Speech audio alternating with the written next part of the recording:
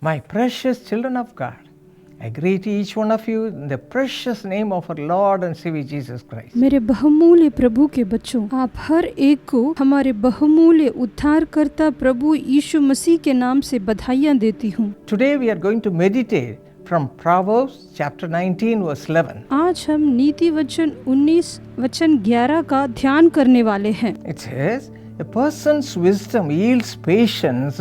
It is to one's glory to overlook an offense. इसमें लिखा है, जो मनुष्य बुद्धि से चलता है वह विलंब से क्रोध करता है और अपराध का भुलाना उसको सोहता है।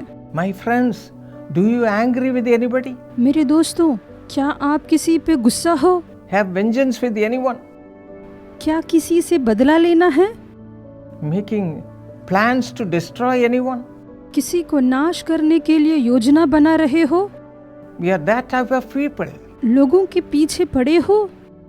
And Daniel 9:9 says, though we have rebelled against God, He has mercy and forgiveness towards us. Daniel 9:9 में लिखा है, परंतु यद्यपि हम अपने परमेश्वर प्रभु से फिर गए तो भी तू दया सागर और क्षमा की खानी है। Though we have so much of ungrateful behavior in our lives, God will forgive us and give us all His love. हमारे जीवन में कई बार हम लोग एहसान फरामोश रहने से भी प्रभु हमें माफ करके हमसे प्रेम करते हैं। And Isaiah 55:7 says, the Lord will have mercy and will abundantly pardon you if you come to Him and ask for His और repentance. एशिया अध्याय 55 वचन 7 में लिखा गया है, वह उस पर दया करेगा, वह हमारे परमेश्वर की ओर फिरे और वह पूरी रीति से उसको क्षमा See, in करेगा। Acts 9th chapter we read about a man called Saul. प्रेरितों के काम अध्याय 9 में हम एक मनुष्य के बारे में पढ़ते हैं, शाऊल। Romans 9:23 says he was a man of wrath.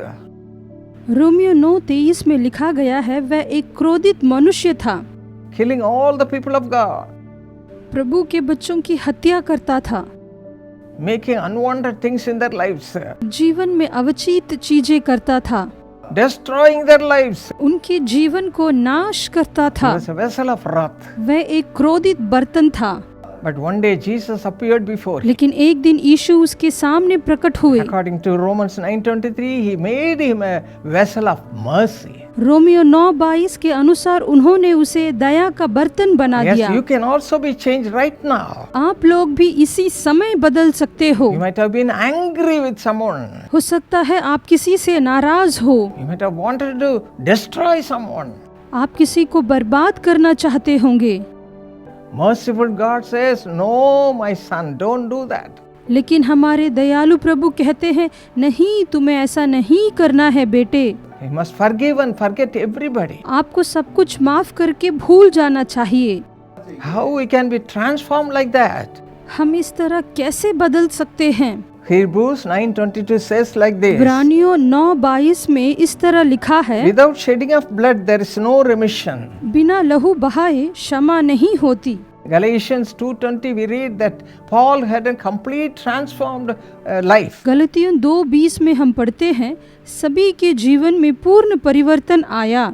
Paul says like this. प्रभु इस प्रकार कहते हैं, Galatians 2:20 he says, I have been crucified with Christ.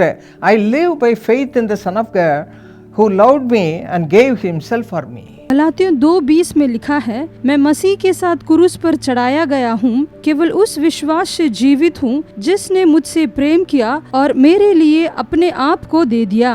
My friends, we have to do like this. मेरे दोस्तों, आपको ऐसे करना है। Ephesians 4:32 and Colossians 3:13 says, bearing one another and forgiving one another, if anyone has a complaint against another, even as Christ forgave you, so you must also forgive and show them love. इफिसियों 4:32 और इफिसियों 3:13 के अनुसार, और यदि किसी को किसी पर दोष देने को कोई कारण हो तो एक दूसरे की सह लो और एक दूसरे के अपराध क्षमा करो, जैसे प्रभु ने तुम्हारे अपराध क्षमा किए वैसे ही तुम भी करो। उन्हें प्रेम दिखाओ।